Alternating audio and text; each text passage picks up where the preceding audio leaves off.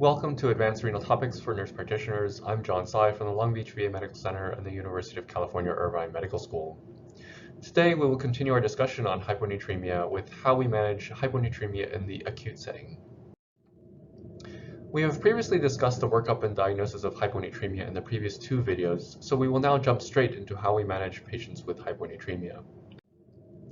After we determine the patient's volume status, we intuitively have a sense about what we need to do next. In the case where you have a hypovolemic or volume-depleted patient, you're going to give fluids. And in the case of a hypervolemic patient in heart failure or liver failure, diuretics are the key at improving somebody's sodium levels. And if the patient is euvolemic, this will depend a lot on what the diagnosis is.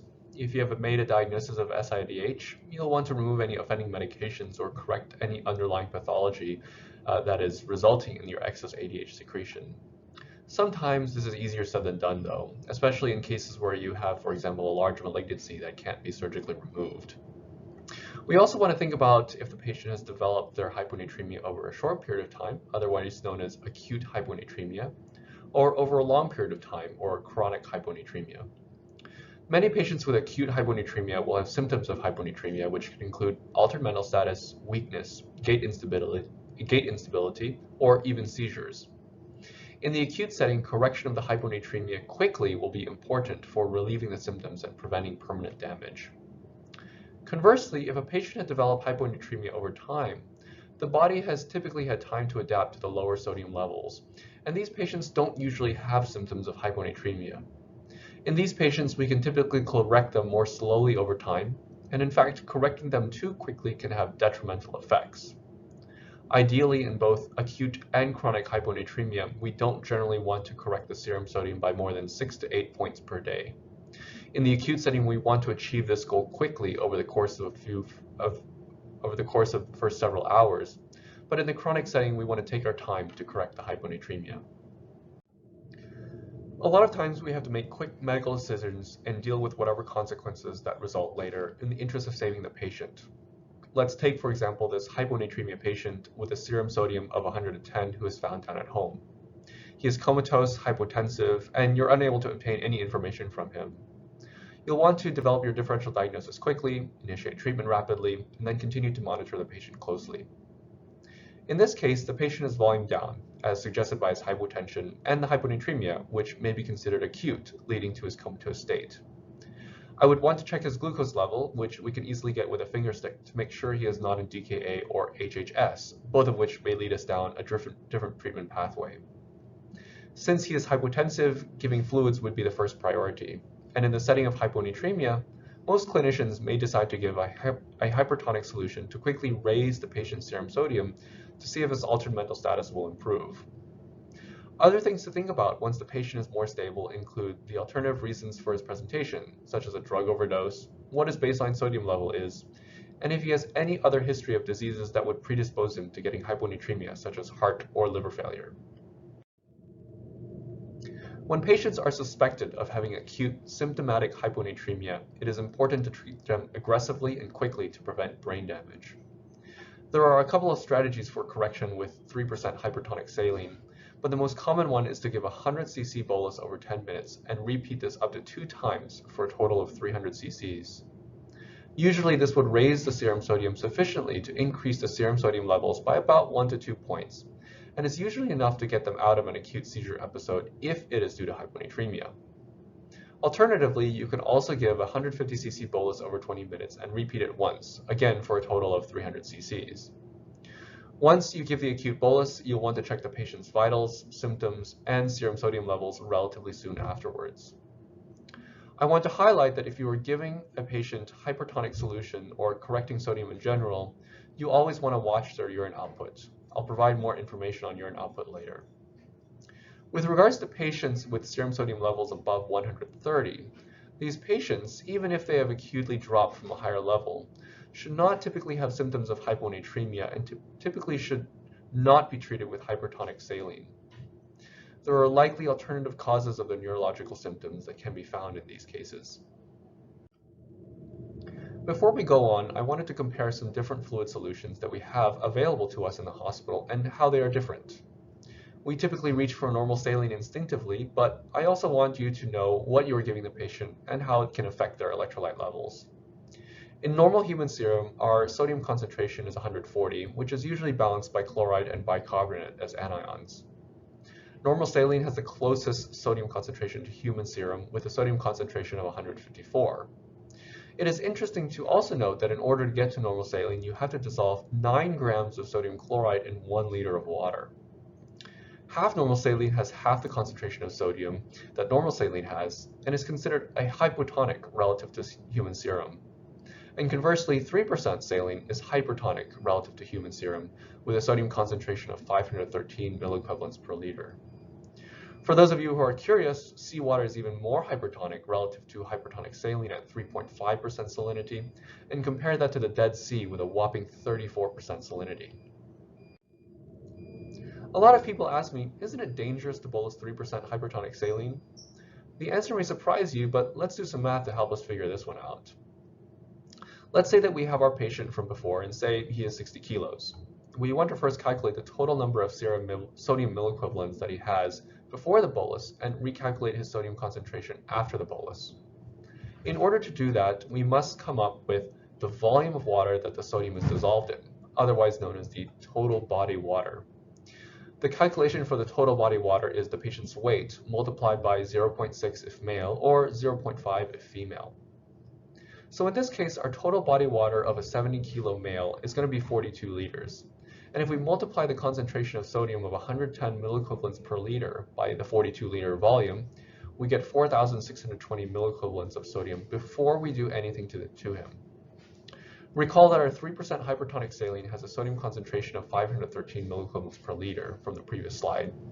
And if we're going to give him a 100 cc bolus, we are essentially giving him 1/10 of all of that sodium molecules inside that liter bag, which is 51.3 milliequivalents. After the bolus, our patient now has 4,671.3 milliequivalents, but his volume has also increased by 100 cc's to 42.1 liters. Now, if we divide the two numbers together, we can get a post-bolus concentration of 110.9 milliequivalents per liter. So as you can see that giving the bolus of 3% will increase the sodium by about 1 point, which is unlikely to cause too much problems. Even if you do this up to 3 times, you'll likely increase the patient's sodium by about 3 points, which is also unlikely to do much harm in the immediate setting. Feel free to pause or rewind the video if the calculations didn't make sense to you. Unfortunately, the calculations are just a start, and there are some limitations. The calculations don't include volume expansion by other fluids, for example, normal saline that the patient has gotten or will get. It doesn't include correction for urine output, and we will see in a later video why urine output is important. And it doesn't take into account fluctuations in the effective arterial blood volume, which can affect your ADH and aldosterone states. The calculations are a good start, but as good clinicians, you'll want to assess the volume status and sodium levels often.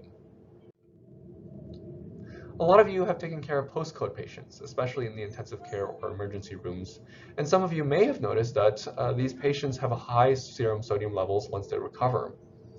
While many people don't pay attention to a patient's serum sodium level after ROSC is achieved, it's natural for a nephrologist like me to be curious. In order to understand why patients who are postcode have hypernatremia, we also have to look at other solutions that we give to patients, especially the amps of bicarb that we give to correct someone's acidosis during the code.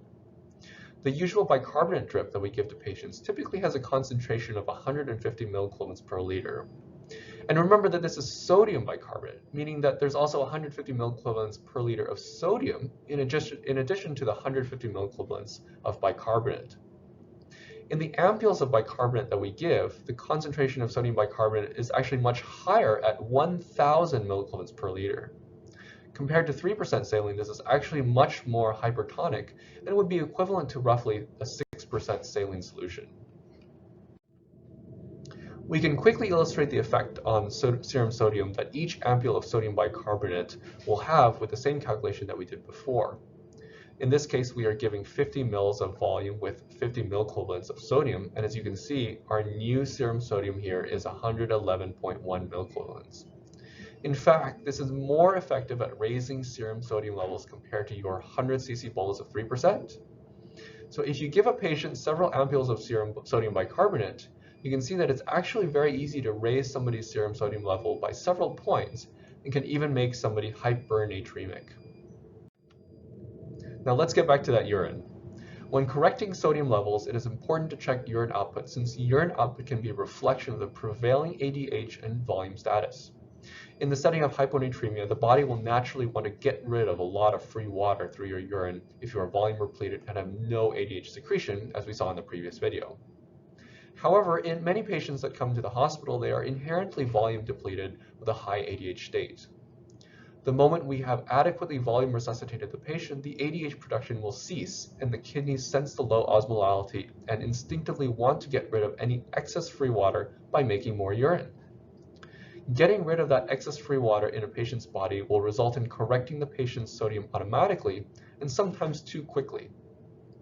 In the situation where the body is overcorrecting too quickly, you may have to start additional therapies to prevent overcorrection of their sodium levels, as we will discuss in a later video. As usual, let's review what we've learned today with a case. A 20-year-old female with no past medical history is seen in the emergency room an hour after she was noted to be altered at a rave party. Several friends endorsed several types of drugs and alcohol were available. Laboratory tests show a sodium of 115, creatinine is 1.1. What is the next step in your management?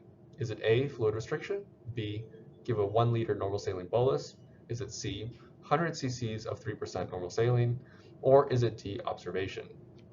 Go ahead and pause the video now if you need more time to think about the answer. If you chose answer choice C, congratulations, you're correct. In this case, the patient is relatively young and has symptoms of acute hyponatremia with her altered mental status. Her serum sodium is low enough that this is a medical emergency and she should be treated aggressively. The treatment of choice for acute symptomatic hyponatremia is a 100 cc bolus of hypertonic saline. In this case, the patient's hyponatremia is likely due to SIDH from ecstasy or NMDA. This recreational drug is frequently found at raves and is a well-known cause of hyponatremia, which results in high ADH levels. And in combination with the large amount of alcohol consumption typically enjoyed at these parties, hyponatremia inevitably develops. With rapid correction of our hyponatremia, we hope to prevent permanent brain damage from brain edema that takes effect over several hours in a hyponatremic patient. All the other choices are too slow at correcting the patient's hyponatremia, placing her at high risk for decompensation. That's it for today, but join us next time when we discuss the management of chronic hyponatremia.